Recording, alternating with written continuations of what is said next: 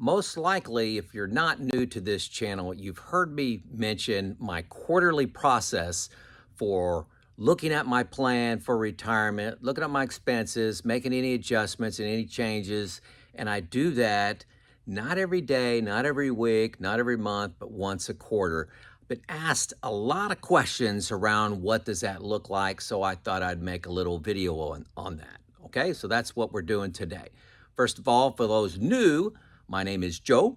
I've been retired for 5 years. I'm 59 years old, trying to share my journey with you, pre-retirement, going through that retirement decision, and then what's my journey look like the last 5 years. So let's get right into it here.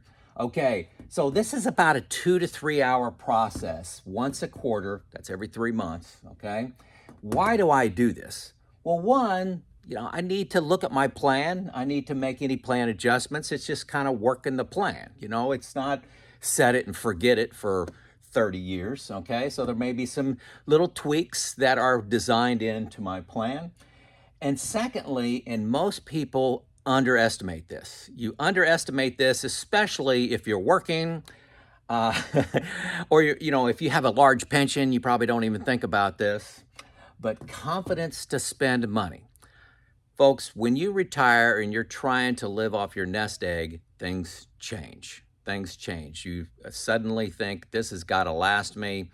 And it's very easy to spend underneath what you can spend. And then you end up being 75, 80 years old with not too much money, but with a regret that I didn't spend enough in my early retirement when I could travel or buy that motor home or new car or take your kids on vacation, whatever it is. So confidence to spend is at least 50% why I'm doing this and just doing the plan adjustments. So kind of a summary here, and I'm going to dive a little bit more into each one of these in a second, but high level, first thing I do is I look at expenses, my actual expenses versus planned, okay? The second thing I do is look at my buckets. I have 3 buckets of money. I target 4 years out of the stock market in what I call bucket 1, another 4 years in bucket 2, that is like 60-40, stocks to bonds, and bucket 3, 100% stocks, okay? And I'm looking at those buckets. How low are they? Are they high, higher than I would like? What's the market doing? And make any adjustments. Those two, the first 2 are on one spreadsheet, 2 different tabs, same spreadsheet. Very easy to do. Again, I'll go into some detail here in a second. The third thing I do is I go into new retirements, comprehensive software package. You've seen these things before. This is a bargain. It's an online. There's a free 2 weeks when you hit the link below. Very first link you come to, hit it, get 2 weeks, see if you like it. There's a lot of videos I've made and other people have made, and I actually will compliment other people. Rob Berger, type in Rob Berger and new retirement, and he does a much better job teaching than I could, so that's why I don't make a lot of videos on new retirement. I bow to the master. Know your strengths, right? But in new retirement, I update the balances of all my accounts. I do Monte Carlo simulations. I may go through some stress testing, like when to take Social Security. I'll look at taxes, early death, and just kind of mess around with inflation if I'm a little more concerned about that. I may play around with return rates of different accounts and just kind of get a feel for the various directions my retirement savings can go. Again, confidence to spend is a big deal here. All of these are in support of that. The last thing I do, and I'll be honest, I do this for myself. This is just fun for me, educational for me, inspiring, hobby, we'll call it what you like. But I look at my fund performance versus benchmark. My favorite one to look at is that versus the total stock market. So I may enter something like VTI, Vanguard, and look back at my portfolio. I use Portfolio Visualizer. It's free. It is fantastic and a free tool. Looks at your market exposures, your segment exposures, and your rates of return, and it factors in any fees that are associated with those funds. My funds, I'm not purely in index funds. I have some leanings towards small cap and value stock. I also have some international in there. So I have some leanings in there. And I like to just say, okay, is this the right approach for me long term? And I look at that versus the total stock market in Portfolio Visualizer. So those are the 4 steps that I do every single quarter. Let's dive a little bit deeper into each one. First up, expenses. So, as an example, January 1, I look at my checking account balance. Say, for example, in blue, I used numbers here, so if you want to, that helps. Just say I had $50,000 in my checking account on January 1. 3 months later, March 31, my checking account, I had $33,000. Okay, now you got to add back in, a lot of people miss this, any deposits that come into this checking account. Okay, so for example, a tax refund, say some money came into you some way. Okay, but a tax refund could be something common, especially this time of year. So you do that math. This is an $18,000 spend because you have to add back in this thousand. So 50 minus 33 plus 1,000, that equals 18. And then I divide that by 3 months, I get $6,000. So the monthly spend actual is $6,000. My monthly spend plan, $6,500. This is what I use inside my new retirement. What I use for all my models is hypothetically 65. Okay, that's not really what I use, but in this example, 65. And you just note I'm under by $500. Okay, 3 months. Why? It takes out the variability. You've got anniversaries and weddings and vacations and stuff like that that may cause some spikes in one month and a trough in the next month. That's why I like doing it every 3 months. It takes out some of the drama. What I do from this number and this calculation, I try to analyze, what are one-time expenses? Maybe this was a tax payment, property tax payment. Maybe it was a vacation. Just look at what the big variables were, but also pay attention to reoccurring. So, oh my gosh, our grocery bill is higher. We've been spending a lot more. We've just bought a car or something like that, and we got a car payment. Our insurance went up. What's reoccurring that I may need to adjust this? So I make a decision based on that. And I'm telling you, I've been retired 5 years. I've never made a decision in 5 years to adjust our spending. Not one time.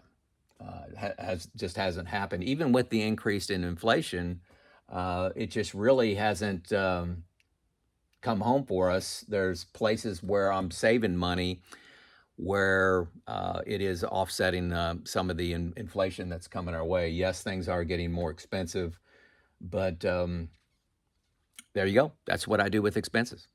On to the bucket analysis.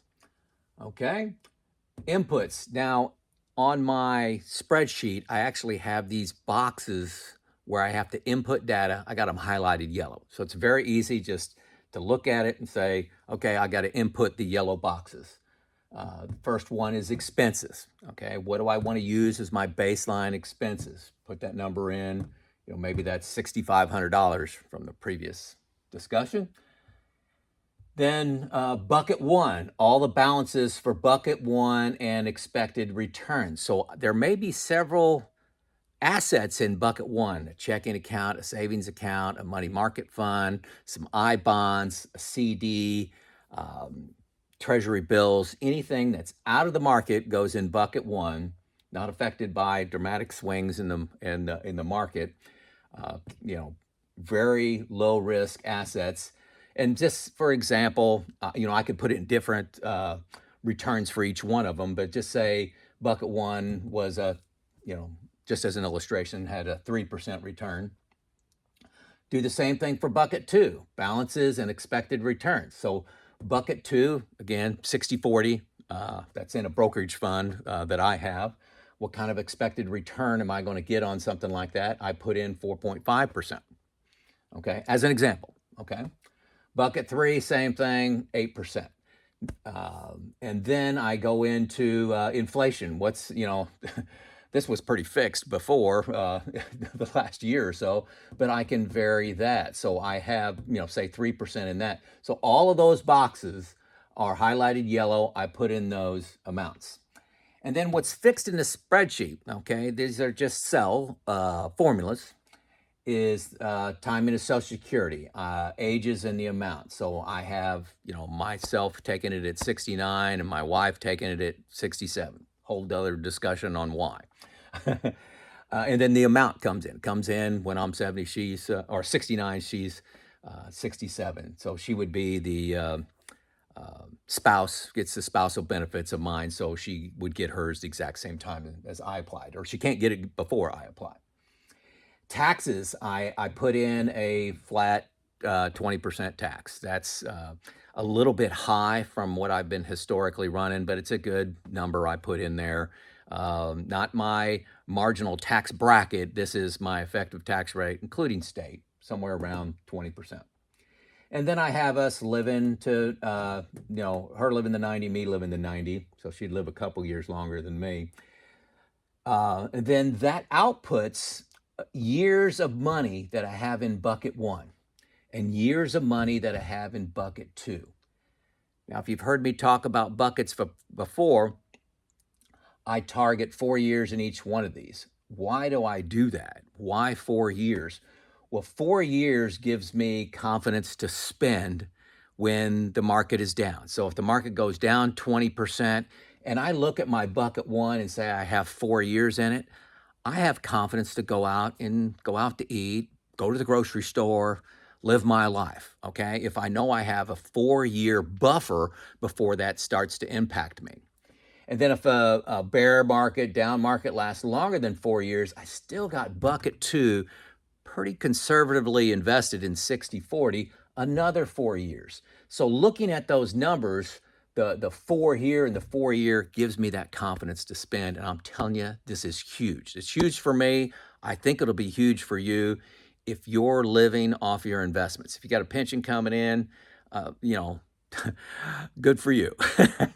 Living off your investments, you need to do this, or you may not spend the right amount of money that you can when you're able to spend it, like you're able to travel, do those kind of things, able to go camping, whatever it happens to be. So this is fairly simple to me. There's maybe 10 boxes that I'm entering something into, 10, 12. And that's mainly because I have, 4 or 5 things here. And I only have 3 here boxes.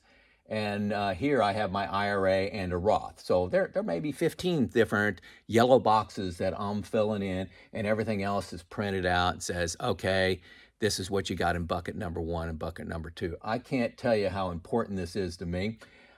This is really the only spreadsheet that I have. The previous discussion on expenses is just on a tab of this same spreadsheet, okay? Let's go on. Number 3 is New Retirement, or my comprehensive software package that I use. Again, there's a link below. First link you come to, free 2 weeks. What I do is I update the balances and expected returns. Normally, I don't update the expected returns, but I could if something dramatic happens in the market or my concerns, I get worried or whatever.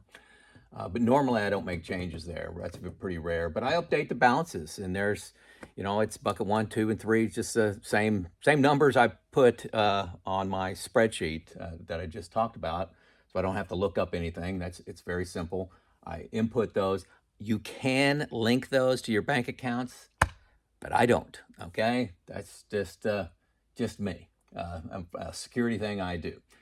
So then everything's automatic. Okay, everything's automatic. So I look for changes in Monte Carlo. It automatically comes up and say, hey, your probability of success is 93% or something like that. It also, on the chart that is displayed, and this is what I love about New Retirement, everything is not just a number, it's a chart. It shows by age, starting at 59, going out to 90, where are my account balances, where's my risk and everything. But it also has a chart of what's the 10%, if they do 1,000 simulations, what did the worst 10% look like? What's that line look like? Do you run out of money? So you can, do that Monte Carlo and the worst 10%, say, gosh, at the worst 10%, I don't run out of money at all. So I feel pretty good about that. And from that, I decide if I need to make any changes. And as I review 100% of the changes that I may elect to make, I run it by my retirement group. I do not do this alone. Make sure that I'm not making an emotional decision, an uninformed decision. I have two buddies that I run it by where we do intimate sharing of our expenses or investments. I would not make a decision without talking to these guys. Another feature, and I added this on a little later here, of new retirement that I absolutely love is it's got a simple toggle between optimistic, average, and pessimistic returns. So, for example, in my bucket 3, I could say, boy, an optimistic return out of a 100% stock portfolio, maybe 9%. A pessimistic, maybe 5%. This is a long term, over a 10-year period of stock market return, 5%. That's not very good. Can be less than that, but that's not very good, okay? I think we can all agree that's not very good. And then it automatically calculates an average. And so if this is 5 and that's 9, this would be 7. So you could toggle between, you could just hit optimistic and it would just go say, boom, here's your probability of success, here's your failure rate. And it would automatically calculate things like your you'd show you taxes and account balances by year, every single year in all the different accounts, which is just fabulous, fabulous. So that happens. And then what I look at, I could stop right there. If the results are very similar to last quarter and I'm kind of busy, I stop right there, okay? But say the market went down 40% in this quarter. Well, then there's a huge change from the previous analysis. So I may look again at the timing of Social Security. Does it make sense for me to take that earlier? I've already retired. Maybe I need to take a little risk off the table. Yeah, I may have some lower account balances when I die, but I'd really like that secure income coming in. What's that mean if I take that at 65 now instead of at 69, for example? And then I may model early death. This is one of the things I don't stress about, but I plan for. What if I die early, my wife dies early, and we have to go to one Social Security payment and filing as a single? What's that look like? I may reevaluate my go-go and slow-go spending. So go-go is like, hey, I want to spend an extra $15,000 a year between now and 75 just on fun stuff, fun retirement stuff, not base spending, not electricity, not food. This is like travel, okay? Travel. And this is slow-go spending, so from about 75 to 80, slowing down a little bit, I'd cut that down to maybe $10,000. So I may adjust those if like the economy is really doing bad. I may say, man, we're going to have to tighten up. I'm already retired, I may decide to change my risk profile. Hopefully not, and I would definitely not do that without my retirement group. If you think the end of the world's coming, like, some of us thought in 2008, like the whole system could crash. Do you decide to get more conservative or more aggressive? That could happen. And I'd look at taxes and Roth conversions. What do my taxes look like? The market went down 40%. I'm putting in average returns. What's that change about my tax profile? Do I need to do a bigger Roth conversion, smaller Roth conversion, no Roth conversion to try to control my taxes on my RMDs when those kick in at 75 for me? And also, and I added this one in there, and I've talked about it before, but I have an expense item called crazy spending. It's my title. And what I do is I would put in there, it's normally at 0, and it's a monthly expense that goes from, my current age, 59, on till I die. I may put in, okay, the Monte Carlo says I'm at 95% probability of success. Everything looks good. I may go into crazy spending and just add 1,000 a month, 1,500 a month, 2,000 a month, and see if I can make this fail to where I feel uncomfortable, okay? say it dropped down to 79% probability of success when I put in 1500. Well, why is that important? Comes back over here to confidence to spend. I know that, hey, my budget is 6,000 a month, but I can spend 7,500 a month, and my probability of success just goes down to 79. So if I overspend 1 month for some reason, my plan I still feel decent about my plan. Okay, decent. I'm not going to overspend every month by $1,500, but if it's 1 month or 2 months in a row, I don't stress that. Confidence to spend. And then, like I said, why do you do this? It's any adjustments needed to the plan. So this is a really comprehensive look at everything working together, much more complicated than my simple spreadsheet. My spreadsheet that I was doing was really just to look at the buckets and feel good about years of spending that I have. This here is really a lifetime of spending with all the levers, all the moving levers, inflation, returns, time into Social Security amounts, go-go spending, taxes, all that stuff rolled into one. These guys do it for you, okay? And they check the formulas, they check the cells, they make sure there's no mistakes in it, not old Joe putting together that spreadsheet. So that's what I do in New Retirement. The last thing I do, and probably where I spend the most time, and actually probably waste the most time, is on Portfolio Visualizer. Again, it's a free package. Just type that in. There is a paid version that gives you a few more features that I don't really see the need for. And it allows you to save your portfolios in there, so you don't have to type in your ticker symbols all the time that you have. Okay, but I love the free version, and I just love it. You got if you're not using this, I think it's a big mistake. So the input for this, you input the ticker symbols for your funds. And what do I do next? I input the benchmark. So you can compare 3 different portfolios, okay? So the first portfolio, I'll call it Joe's Funds. The second one, I may say it's total stock market. So total U.S. stock market. Enter something like VTI. I don't actually enter VTI. I think it's VTSAX because it goes back farther in time. I also may enter a portfolio of 85 to 15 of U.S. stocks, total U.S. stocks to total international stocks. I may do that. I also like to look at a mix of like growth, value, small cap, and international, and perhaps something like 50% growth, 30% value stocks, 10% small, 10% international, something like that. So I will compare. Now I can only do 3 of these. So my funds, and I may do total U.S. and then this one here, and those 3, and then I may do my funds, total U.S. and then this mix here. Just kind of feel things out, and where I'm leaning. My investments are closer to this. Okay, just for information. And the output, it gives you a compounded annual growth rate, gives you a number, okay? Also, it gives you a number for 1 year, 3 year, 5 year, 10-year return comparison, so that's really good. It also looks at your exposures. So what sectors are you in? Medical, tech, energy, whatever you're in. And also asset type, small cap, large cap, mid cap, bonds. Has all that stuff in there, tells you where your exposures are, and compares each fund side by side. So, hey, this one's got 50% large cap in it, and this one's got 30% large cap in it. Or this one's got 10% international, this has got 0% international. So it lets you see that. It also prints out a chart, so you can see it graphical, how the different funds are doing over time.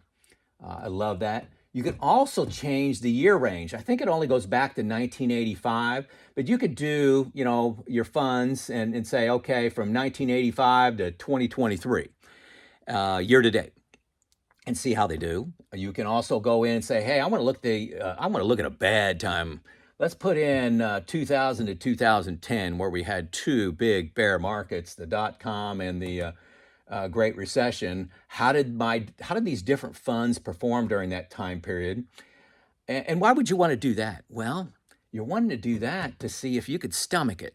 okay, to see if you can, so it becomes real for you. It becomes real, not really real, but you can actually say, oh my gosh, my portfolio is down 40%. Can I stand that, or do I need to change my risk profile? Go back to the investment group and say, guys, I don't like my investments going down 40%. I can tolerate about 30. I'm thinking about changing my profile. Okay. You can also, and this is very dangerous, I think, you can start with like 2010 and go through 2021 and look at just a tremendous bear market and project that going forward. I think that is a real mistake when you just look at recent data. You got to be very careful when you're inputting ticker symbols. The software, you may say, I want to go back to 1985, but it'll say, hey, the fund you entered only goes back to 2010. So it does this analysis during this super fantastic bull market, and then you may make some decisions based on that where, boy, try to pick some other similar ticker symbols that encompass some bad times to kind of feel, start to realize what could happen and what your reaction may be to that. So I love doing this. I probably spend most of my quarterly review in this area. And this is something very easy to cut. I don't need to do this, but it's something I enjoy doing. So why do I do this? Number two, I enjoy doing it. I do it for fun and also confidence in risk profile. So I'm stress testing my portfolio. All these things are about confidence to spend. All four different analysis that I go through are for confidence to spend. And it really helps me. I don't know if I'm overstressing this or understressing it compared to you, but I really wanted to show what I do quarterly. Bringing this all together, summary, 4 segments to my quarterly review of finances. Number 1, expenses actual versus plan. Number 2 is my bucket review, and that is my bear market plan and also my defense against sequence of return risk. I think most of you know what that is. The third thing I do is I have a comprehensive software package called New Retirement. That looks holistically at all of my investments, all of my decisions, all of my timing of things like Social Security, looks at my taxes, and I can see year by year account balances graphically. That gives me great confidence in understanding how my whole plan fits together. Each one of these does something different. And then number 4, for partially fun and confidence, I do a portfolio comparison. This is what I do. Once a quarter gives me great confidence to spend. I don't think overconfidence, but I believe everyone needs some kind of discipline and process of how they check in to make changes to their plan. Hopefully not a lot of changes to your plan. You should be making very few changes, I believe. At least I have. In last 5 years, I've probably made 4 changes in 5 years, and they've all been really small tweaks. But the main thing, I keep coming back to this, confidence to spend. Hopefully you'll learn one thing from Joe today. Confidence to spend is a big deal, okay? You may not think it is when you're working, you got a job, and you say, hey, I got enough money, all my math works, I'll just live my life for the next 30 years. Well, talk to me 6 months after you retire. And especially those folks that don't have pensions, you got a pension, this is not a big a deal. If you got your expenses are $6,000 a month and you got a $5,000 pension a month, this is much easier. All right. Let me know if you do something significantly different. Add to the conversation. Maybe I'll pick up something from you, make a video, and go to 5 steps. Okay. This is Joe out.